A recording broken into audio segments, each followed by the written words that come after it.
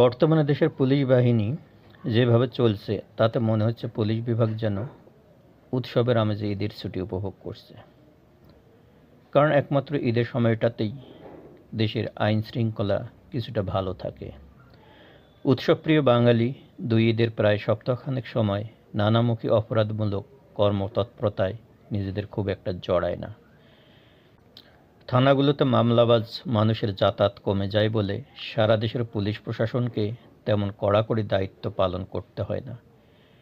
ঠিক যেভাবে ডক্টর ইউনূস সরকারের বর্তমান সময়টাতে পুরো পুলিশ প্রশাসন দায়িত্ব পালন করছে। মোটা দাগে বলতে গেলে বর্তমানে দেশের কোথাও পুলিশ বাহিনীর কঠোর কর্মতৎপরতা দেখা যাচ্ছে না।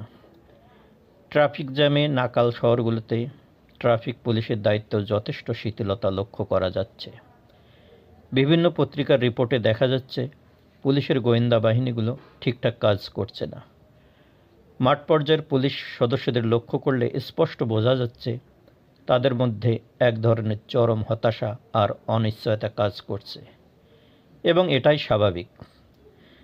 এই পুলিশ বাহিনীটাকে ফ্যাসিস্ট হাসিনা সরকার দীর্ঘ 16.5 বছরে চরম রাজনীতিকীকরণ করে ফেলেছে। বিরোধী দলমত দমনের জন্য নির্লজ্জভাবে সরকারি বাহিনীটাকে দলীয় পেটোয়া বাহিনী হিসেবে ব্যবহার করেছে। দুর্নীতি বিস্তারের হাতিয়ারে পরিণত করেছিল পুলিশ প্রশাসনকে। ফলে মাফিয়া হাসিনা ক্ষমতা ছেড়ে পালিয়ে যাওয়াতে পুরো পুলিশ বাহিনী চরম অনিশ্চয়তার মধ্যে পড়েছে। চারিদিকে সংস্কারের ঢাকঢোলের আওয়াজে সাধারণ পুলিশ সদস্যটিও এই সরকারের উপর আর বিশ্বাস রাখতে পারছে না। প্রত্যেক সদস্যই ভাবতে বাধ্য হচ্ছে কোন দিন না কোন দিন তাকে চাকরি থেকে সরিয়ে দেওয়া হবে। কাজেই তারা ভাবতে বাধ্য হচ্ছে আমি কার হয়ে কার জন্য কাজ করব। এর মাঝেও যারা আন্তরিকভাবে দায়িত্ব পালনের চেষ্টা করছেন তারা ভুগছেন চরম নিরাপত্তাহীনতায়। যেখানে সেখানে দুর্বৃত্তদের হামলার শিকার হচ্ছেন। এমনকি খোদ রাজধানী ঢাকাতেও পুলিশ সদস্যরা ছুরিকাঘাতে আহত হয়ে হাসপাতালে জীবন মৃত্যুর সঙ্গে পাঞ্জা লড়ছেন। এমন অবস্থায় এই পুলিশ বাহিনী নতুন করে ঘুরে দাঁড়াবে সেই ভরসা পাওয়া যাচ্ছে না। তাছাড়া ডক্টর ইউনূস সরকারের মেয়াদ 6 সপ্তাহ অতিক্রম করলেও পুলিশ প্রশাসন নিয়ে মাননীয় প্রধান উপদেষ্টা ভরসা করা যায় এমন কোনো গঠনমূলক বক্তব্য এখনও দেননি।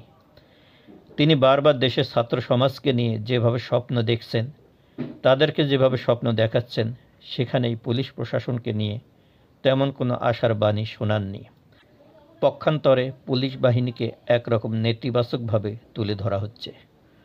অথচ জুলাই আগস্ট আন্দোলনে ছাত্রদের বিপরীতে সাধারণ পুলিশের যে অবস্থান তৈরি হয়েছিল তার দায় ছিল ফ্যাসিস্ট হাসিনার এবং তার নেতা এমপি মন্ত্রীদের এবং দুর্নীতিপরায়ণ ঊর্ধ্বতন পুলিশ কর্মকর্তাদের। মাঠ পর্যায়ের পুলিশ সদস্যরা ছিল কেবল হুকুম পালনকারী। অনিচ্ছা সত্ত্বেও পরিবার পরিজনদের কথা ভেবে তাদেরকে সেই হুকুম পালন করতেই হয়েছে। কাজেই স্বৈরাচারী হটানোর আন্দোলনে ছাত্র জনতার বিরুদ্ধে দাঁড়ান্ত সাধারণ পুলিশের দায় কতটুকু সেটা ভেবে দেখা দরকার। যেহেতু পুরো বাহিনীটাকেই চলতে হয় চেইন অব কমান্ডের মধ্য দিয়ে। ফলে বর্তমান অবস্থায় সাধারণ পুলিশের মতো অসহায় জনগোষ্ঠী দেশে আর দ্বিতীয়টি আছে বলে মনে হয় না। তাই মাননীয় প্রধান উপদেষ্টাকে অবশ্যই অতি দ্রুত এই পুলিশ বাহিনীকে নিয়ে আন্তরিক হতে হবে। তিনি যেভাবে ছাত্র সমাজকে ঐক্যবদ্ধ হয়ে নতুন দেশ গড়ার জন্য আহ্বান জানিয়ে যাচ্ছেন, স্বপ্ন দেখিয়ে যাচ্ছেন, ঠিক তেমনিভাবে এই পুলিশ বাহিনীর সাধারণ পুলিশ সদস্যদেরকে নিয়েও ঐক্যবদ্ধভাবে দেশ গড়ার স্বপ্ন দেখাতে হবে। প্রত্যেক জেলায় জেলায় না হলেও অন্ততপক্ষে প্রতিটি বিভাগে দেশের সাধারণ পুলিশ সদস্যদের নিয়ে সম্মেলন করে তাদের পাশে থাকার অঙ্গীকার করতে হবে। তিনি যেভাবে ছাত্র সমাজকে দুর্নীতিমুক্ত সুখী সমৃদ্ধ দেশ গড়ার স্বপ্নের কথা বলেন, ঠিক একইভাবে পুলিশ সমাজকেও পাশে নিয়ে তাদের কাঁধে হাত বুলিয়ে এই দেশ গড়ার স্বপ্ন দেখাতে হবে। আমার বিশ্বাস মাননীয় প্রধান উপদেষ্টাকে কাছে পেলে এই সাধারণ পুলিশ বাহিনী নতুন করে দেশপ্রেমের মন্ত্রে উজ্জীবিত হয়ে নতুন শক্তি নিয়ে মাঠে নামবেন। আর তারা যদি দেশপ্রেম নিয়ে একবার মাঠে নামেন তাহলে এই দেশ থেকে দুর্নীতি, নেশা, মদ, জুয়া সব অতি দ্রুত ধুয়ে মুছে নিশ্চিহ্ন হয়ে যাবে। কারণ একমাত্র থানা পুলিশরাই জানেন তার থানার কোন মানুষটি কেমন, কে দুর্নীতি করে, কার ছত্রছায়ায় দুর্নীতি হয়, কারা মাদকের কারবারি, থানার কোন ব্যক্তিটি অবৈধ আয়ের সাথে যুক্ত। কাজেই মাননীয় প্রধান উপদেষ্টা মহোদয় অতি দ্রুত সমগ্র দেশের পুলিশ প্রশাসনকে নিয়ে বিভাগীয় পর্যায়ে হলেও পুলিশ সম্মেলন করে তাদেরকে আপনার স্নেহধন্য কথা শোনান, তাদেরকে তাদের সন্তানের জন্য একটি দুর্নীতিমুক্ত সুখী সমৃদ্ধ সুন্দর দেশ গড়ার স্বপ্ন দেখান।